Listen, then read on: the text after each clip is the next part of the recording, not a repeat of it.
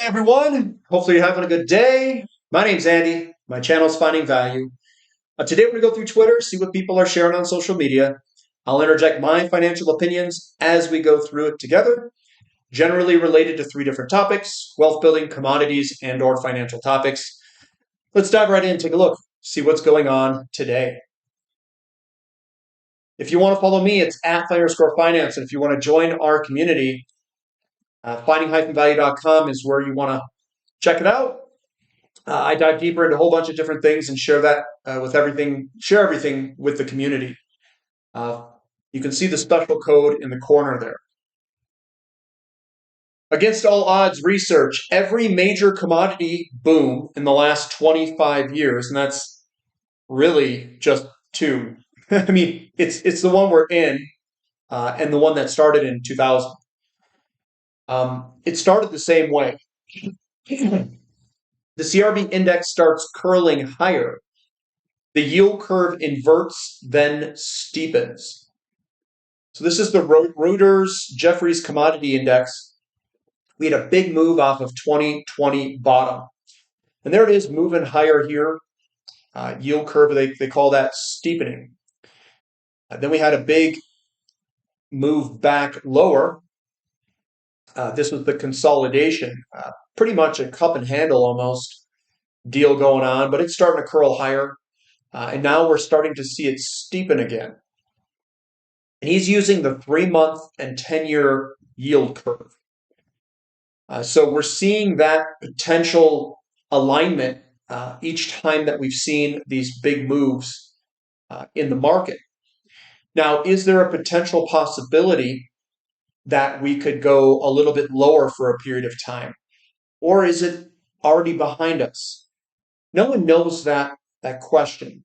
I think that the majority of the move is probably already behind us, and ahead of us is going to be a more inflationary period.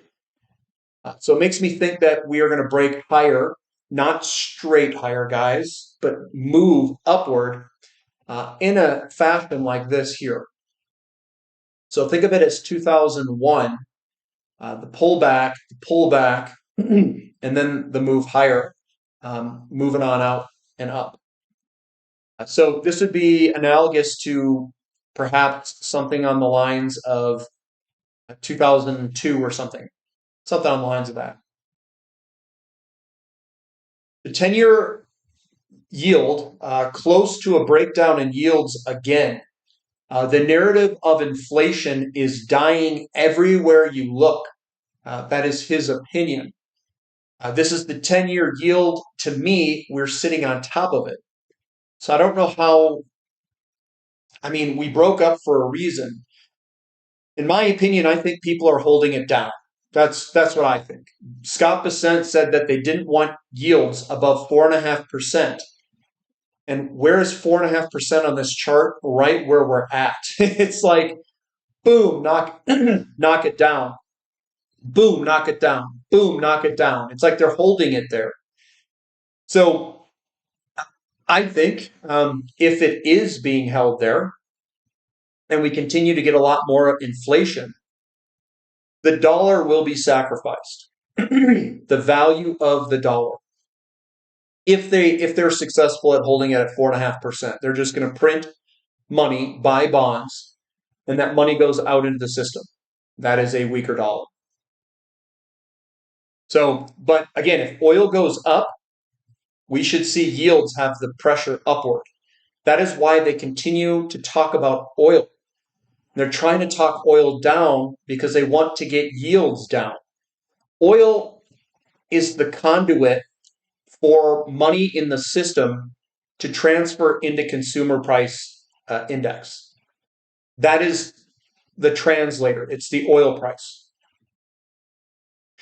So continuing to move lower, we're going to read some Doug Casey here. He says, the dollar is going to suffer the fate of every other fiat currency from time immemorial. It's being inflated out of existence as we speak, or we could say digitized out of existence. Currency inflation will reach extremely high levels. People are going to lose all faith in the dollar, both internationally and within the United States.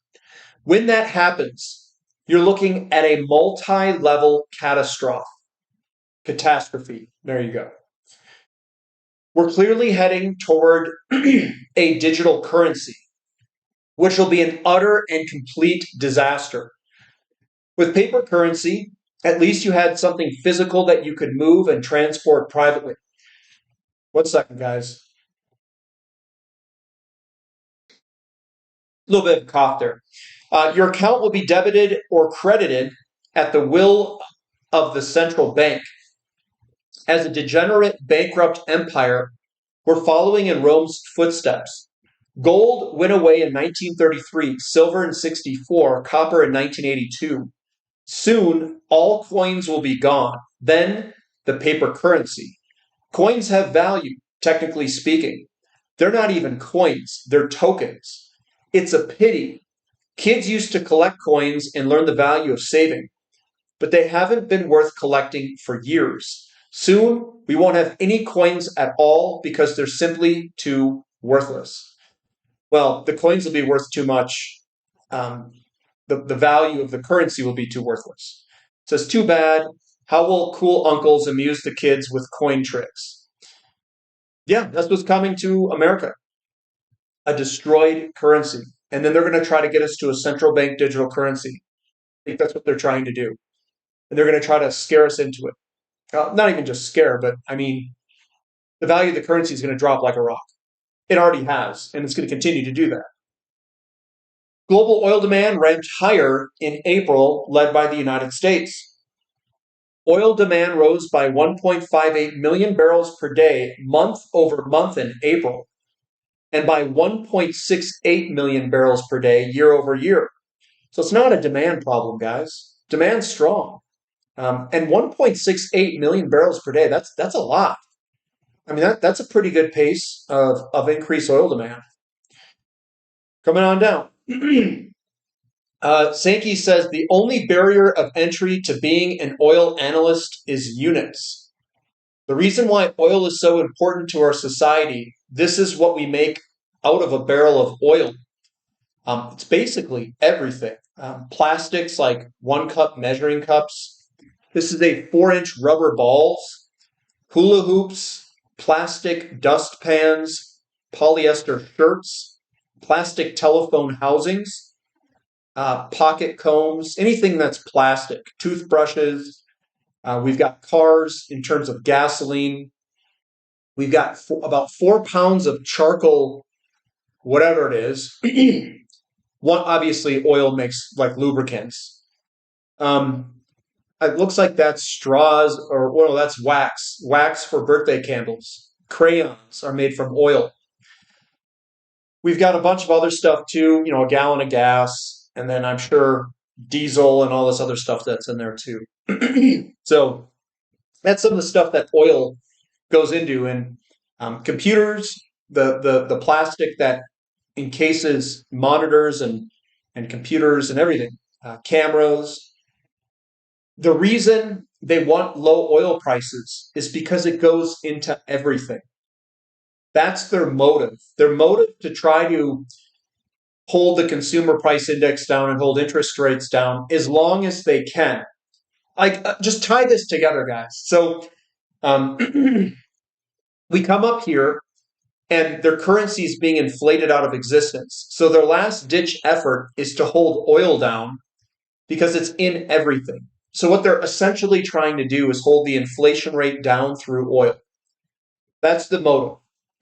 And then oil, if they can hold it down, they can hold the interest rates down longer. So that's what they're trying to do, but they're going to fail. Because in the back, they're printing a bunch of money because they have to. And then in the front, they're like, okay, we'll try to hold oil down, but it will eventually fail. Because the dollars in the system will put oil into a shortage if they hold the oil price down where it is, because we can't get production. It's below the cost curves of the higher cost producers.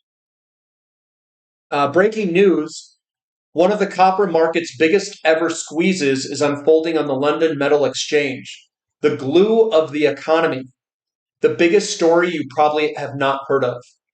So there's a big squeeze, potentially the biggest ever squeeze going on in copper. To me, it looks like whoever it is trying to hold the price of copper down. You can see a lot of selling pressure, very close to where it's trading today. If it breaks, I'm sure we're going to get a big move to the upside. There is a copper company, and I'll bring it up maybe during the midweek update, of one that looks pretty good. So I'll bring up one copper company. Some of you guys already brought it up. I looked into it, and I think it looks pretty solid for a potential position. I've mentioned it once before. Coming out of Tavi, it says, following the historic breakout in gold prices, when adjusted for money supply, silver now appears to be setting up for a similar move, in his view. As Paul Tudor Jones once said, the key to being successful is to be able to time the breakout, not just wait for it. And there it is. It's a similar pattern if you look. And it looks real close to potentially breaking out against the money supply. So very, very soon, this will potentially break out silver and get ripping. Peter Sutherland says, slow motion oil spikes are the most dangerous. There's no lone, discrete event after which an all clear can be sounded. And before you know it, crude has surged 30-40%. Bears want you to believe that the lack of a dramatic one-day move is conclusive, but the steady grind is for the win. And even the guy who owns 28% of Oxy right now, or Occidental Petroleum, that's Warren Buffett. He's all positioned for the move in oil. And I think that's what will come with time. And then U.S. oil, whoopsies, and you can see that we were trying to break out today. You'll see some verbiage coming out from Trump as insiders panic. They panic because of what I said before. What I said before is interest rates are tied to oil. They don't want interest rates going up. They're going to do everything they can to hold this down, in my opinion. So we'll see what happens. And they hit it with everything they got. They hit it with everything they got to hold this thing from breaking out. It says, don't overcomplicate things. Buy good companies. Don't overpay and do nothing. Fundsmith has a brilliant investment philosophy. Yeah, that's pretty much what I'm trying to practice. HFI Research says, that's so cute, it's not happening. U.S. Energy Secretary Wright answers Trump, ask on drilling, we're on it. I don't know what he can do. There's nothing he can do. They don't drill oil, so I don't know what he's on. What he's going to do? Go talk to people? Hey, can you produce some oil? And they're like, no, we're not going to produce any oil. Sorry, buddy. Rock bottom entries, Palladium, cycle bottom. Past cycles suggest price can rally maybe to $5,000-$6,000. So stage 2 breakout, we went back to the support, and here we are ready to move higher. I've got the same opinion.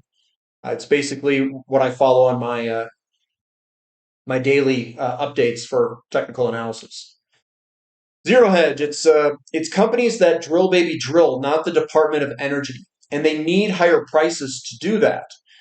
And then Donald says, to the Department of Energy, drill, baby, drill. And I mean now. Panicking. Drill, baby, drill. And I mean now. Because we're about to break out here. And maybe they pushed it down. We could get a false breakdown. We'll see what happens. I'm curious to see if there's any follow-through on oil price here over the next few days. Something really big is brewing for Shell. Stay sharp. The energy giant might be on the verge of a major move. We're seeing this across a lot of different companies in oil where they're underneath resistance ready to break out. It's not just Shell. It's a whole bunch. And I think the energy service companies are down a lot more than these big companies. The big companies could definitely break first, and then I'd be watching the small ones. The small ones fly. I mean, they fly, guys. They fly so hard. They fly in both directions, though. There's a lot of volatility with them. But yeah, this looks like a potential breakout. And I think Trump is crapping his pants. I think he is. He's looking at, there's guys that read charts, and I'm sure there's a whole bunch uh, advising, like, hey, look, oil's about to break out. We need to do something. Oil should be $5 to $10 a barrel higher, even without geopolitical risks. CNBC. I agree. So what?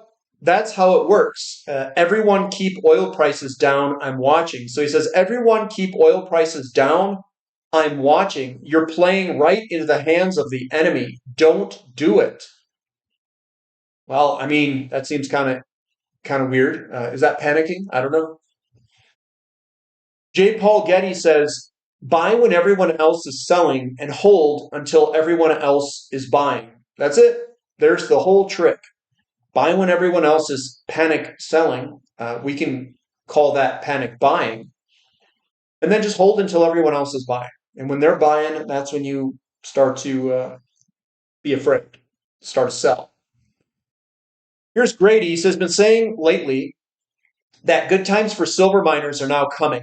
Posted this ratio chart 1.5 months ago in Linked, posted saying it had a good setup. It did. And since we saw a big up move in the silver miners, we sold the very extended large gold miners at the very top mid-April. Now the laggards group for large gold miners are gearing up, as are the silver miners. As the smaller companies since the TSX venture broke out, as posted, but you need to play it right. Seeing many arguing that precious metal miners are no good just because they are, for periods, lagging the metals. That is not very useful information, and repeating that endlessly shows one does not understand the miners or big picture charting. Just like with the metals, playing miners is all about timing. It is imperative to really understand that for markets to even work, most have to be wrong at the wrong end of the sentiment view on things at major turns, breakouts, and levels. Always, including all analysts, experts, and services, think hard about what that really means for what you read and watch, plus the time you spend searching for information and how you invest and trade. So here's the chart. That's SILJ divided by SILV, which is a physical metals ETF. What he has, a very probable false breakdown, slingshot move from around the arc move. Says also this move will be epic. Probable end around the blue apex move coming, my own term and pattern that he has coined. Brent futures AM update. We've got dry bulk up 1% for both Capesize and Panamax, and tankers were up a lot more. VLCC was up 7% and Suezmax was up 5%. And that was in the morning. I'm not sure where they ended. Here's Grady, and this is a pretty important chart, kind of an interesting one. He's using the Pring inflation index divided by the Pring deflation index. He says this inflation and deflation index chart was in a range for 8 years. Then it broke down for a very probable blue false breakdown. Now it is breaking upwards out of the pink bluish falling wedge. Getting prepared for a second inflationary wave is now imperative. So we had the move higher from 2020, which is down here, and it moved on up. There was the move, and it peaked in 2022. When this peaked, that's when gold outperformed, and it came down. Now we're seeing a stark difference and a breakout where the inflation index is starting to outperform the deflation index. You know what else also follows a lot of the inflationary pressures? Platinum does. Platinum broke out against gold just recently. That also broke out in dollar terms too. Crude oil follows this. Crude oil is very inflation sensitive. So we're seeing all of the major players break here. And this here to me indicates that not a lot of people are looking at this. And this is a pretty powerful chart. It gets me very bullish on oil, platinum, fertilizers, and other sectors that are more inflation sensitive. So yes, this looks absolutely fantastic. And don't let the day-to-day market moves get you confused. Don't let price drive narrative. Let the charts do the talking. And this one's a big chart, guys. It's a big chart saying that inflation is outperforming deflation. This is a big deal. We've got oil roses. Oh, I think I already went over that one before, so I'm gonna leave it there. But that's what I've got for today, guys. So give me a thumb up for the content. Subscribe to the channel. Subscribe to the website if you like. And that's all I've got for today. So we'll catch you next time. This is Finding Value.